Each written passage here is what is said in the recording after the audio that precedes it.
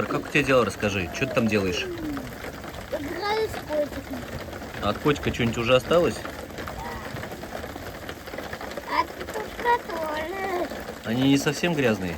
Да. Но котик чуть-чуть грязный. Понятно. Петушок? Нормально. Петушок тоже грязный. Понял. Слушай, ну как тебе молния не страшна под домиком? Вот эти вот страшно. А тебе? Не, нет.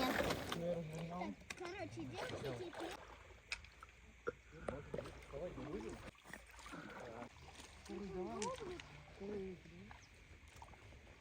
А там уже мель, походу. Я вижу.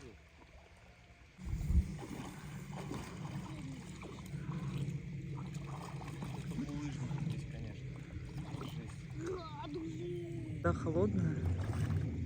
Чуть ли не